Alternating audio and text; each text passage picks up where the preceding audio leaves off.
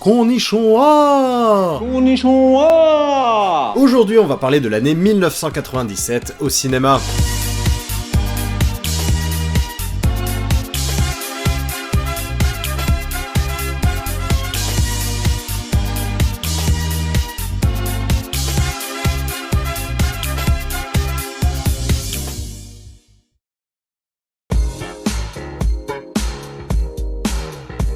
Ok, alors niveau sortie, je vous préviens, 1997 a été une année incroyablement prolifique, puisqu'en France on a eu Le Paris, La Vérité si je mens, Didier, 7 ans au Tibet, On connaît la chanson qui gagnera 7 Césars, ou encore Le Cinquième élément, un film de Luc Besson qui a notamment révélé Milla Jovovich. Lilou Dallas Multipass. Pour ce qui est des autres pays, au Japon ils ont eu Hanabi, un film d'action de Takeshi Kitano et Princesse Mononoke, le 7ème film de Hayao Miyazaki, je sais que ça vous avait manqué. En Italie, La Vie est belle, le chef-d'œuvre de Roberto Benigni, au Canada Cube, un bon petit film de science-fiction, et au Royaume-Uni, Créature féroce, Bean et Demain ne meurt jamais, qui je crois est le tout premier James Bond que j'ai jamais vu. Wait, I'm just a professional doing a job. Me too.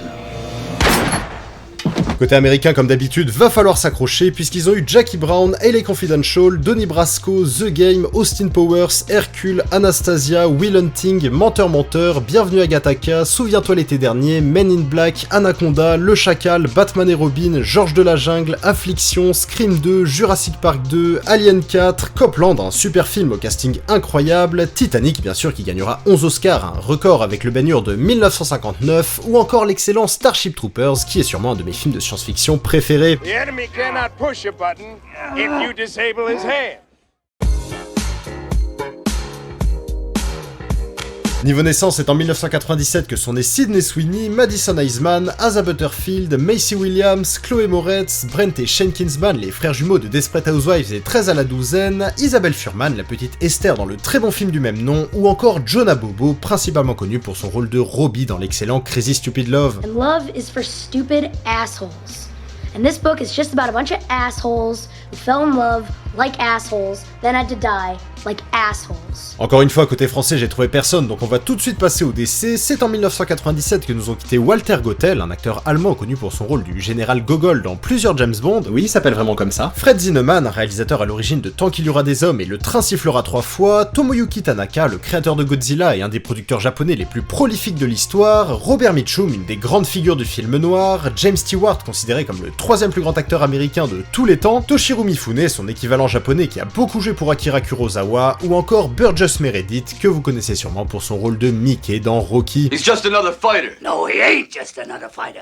This guy is a wrecking machine, and he's hungry. De notre côté, étonnamment, j'ai pas trouvé grand monde, à part peut-être George Marshall, un grand nom dans les années 40 et 50, mais surtout Paul Prébois, un acteur que j'aime beaucoup, notamment pour ses nombreux rôles auprès de Louis de Funès. Comment me trouvez-vous? Oui, bah ça va, foutez-moi le camp. Oui.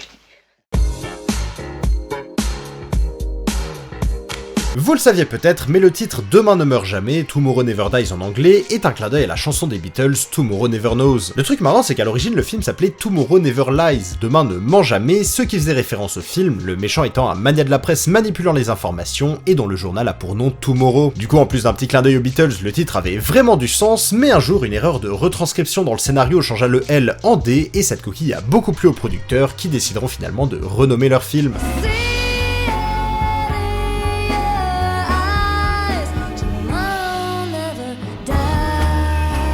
D'ailleurs, tant qu'on en parle, petit fun fact, à la base, Terry Hatcher n'était pas spécialement intéressé par le rôle de Paris Carver, et si elle l'a accepté, c'était surtout pour faire plaisir à son mari, qui avait pour fantasme d'être marié à une Bond girl. Tell me, James, do you still sleep with a gun under your pillow? Et au final, le tournage de ces scènes a dû être expédié, puisqu'elle a découvert quelques semaines avant de le commencer qu'elle était enceinte. Du coup, je vous cache pas qu'elle garde pas un très bon souvenir de cette expérience. Ça m'étonne pas. Alors encore une fois, j'en avais déjà parlé dans une ancienne vidéo, mais l'exportation de Princesse Mononoke aux États-Unis ne s'est pas très bien passée. En effet, Harvey Weinstein, un des producteurs les plus puissants d'Hollywood, que vous connaissez sûrement pour d'autres raisons, était surnommé Harvey aux mains d'argent tant il avait l'habitude de couper et remonter les films qu'on lui présentait avant de les distribuer. Fidèle à sa réputation, quand Ghibli et Miyazaki l'approchent pour diffuser Princesse Mononoke, il veut enlever et retoucher certaines scènes pour soi-disant l'adapter au cinéma américain, et comme vous pouvez le deviner, ça leur a pas du tout plu. Toshio Suzuki, un des producteurs, s'est alors procuré l'adresse de Weinstein et il lui a envoyé un katana accompagné d'un petit bout de papier sur lequel était écrit No Cuts, ou en français pas de coupe. coupure. Alors oui, c'était peut-être un peu extrême, mais au moins ça a marché, puisqu'au final Weinstein n'a rien retouché. Malgré le succès planétaire qu'a été Titanic, son tournage est réputé pour avoir été extrêmement éprouvant. Que ce soit au niveau de la production, de l'organisation ou surtout de l'ambiance, beaucoup de gens sentaient l'échec arriver, si bien que le projet a failli être annulé. Une des raisons majeures de cette décision était que le budget avait été largement dépassé. Au lieu de 110 millions de dollars, il en a coûté 250, mais un autre événement un peu moins connu a lui aussi pesé dans la balance. En effet, le soir du 8 août 1996, après une rude journée de tournage, un individu qui n'a jamais été identifié a empoisonné la soupe de la régie en y versant du PCP, un puissant psychotrope hallucinogène. Très vite, les effets se sont fait ressentir et c'est pas moins de 56 personnes, dont Cameron, qui ont dû être hospitalisées, ce qui, vous vous en doutez, a pas vraiment facilité les choses. C'est vraiment pas gentil.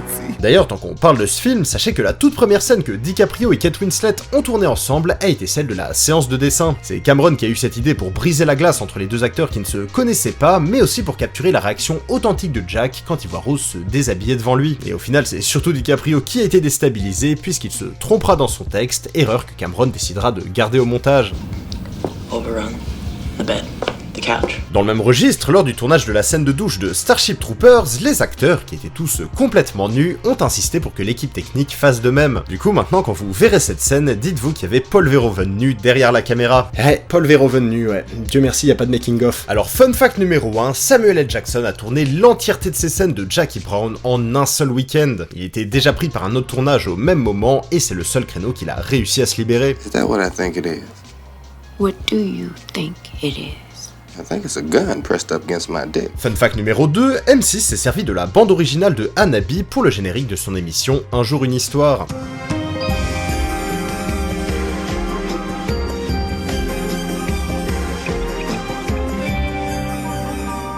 Et enfin, fun fact numéro 3, après le désastre qu'a été Batman et Robin, plusieurs personnes ayant travaillé sur le film ont présenté leurs excuses, dont George Clooney. Didn't you apologize to the crowd at Comic-Con for Batman and Robin? I always apologize for Batman.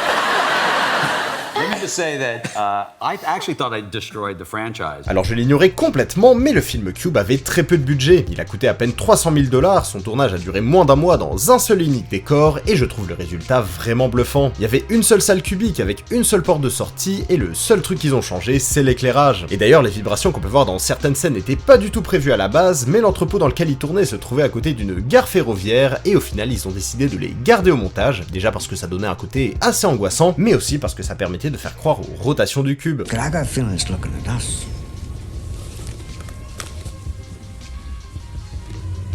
Lors de la scène de Jurassic Park 2 où le T-Rex attaque la ville de San Diego, on peut voir un groupe d'Asiatiques en train de fuir terrifiés, un clin d'œil à Godzilla, mais aussi derrière eux un homme à lunettes qu'on verra sur le plan suivant se faire dévorer par le dinosaure. Le truc marrant c'est que l'homme en question n'est autre que David Koepp, le scénariste du film. C'est d'ailleurs pas le seul membre de l'équipe à faire un caméo puisque Steven Spielberg lui-même en aura un beaucoup plus discret dans un reflet lors de la dernière scène du film.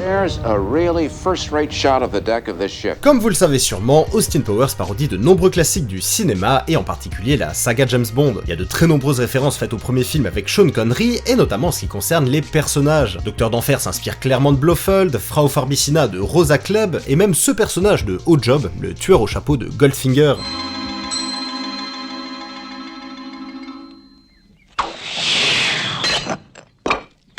Alors ici c'est marrant parce qu'il lui envoie sa chaussure et ça marche pas du tout, mais ce qu'il est un peu moins, c'est de savoir que l'acteur qui incarne le tueur, Joson, a été arrêté en 2008 et condamné pour acte de torture. Il avait en effet kidnappé et violé une promeneuse en 1990 et 18 ans plus tard, elle a enfin pu obtenir justice. En 2011, Son sera jugé et condamné à perpétuité et pour être sûr de ne jamais sortir, après à peine un mois de prison, il tabassera à mort son compagnon de cellule. Je comprends pas.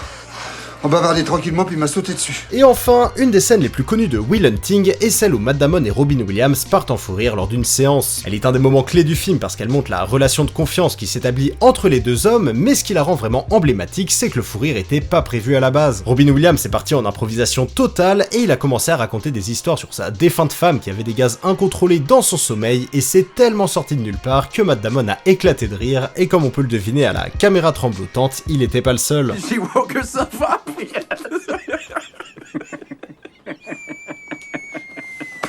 Enfin voilà, c'est la fin de cette vidéo, merci de l'avoir suivi, on se retrouve bientôt pour parler de l'année 1998, et en attendant, vous connaissez la chanson, je vous encourage à regarder les films dont je vous ai parlé, parce qu'ils valent vraiment le coup. Who are you? I'm the monster's mother. Bref, sur ce, je vous dis au revoir, et à bientôt.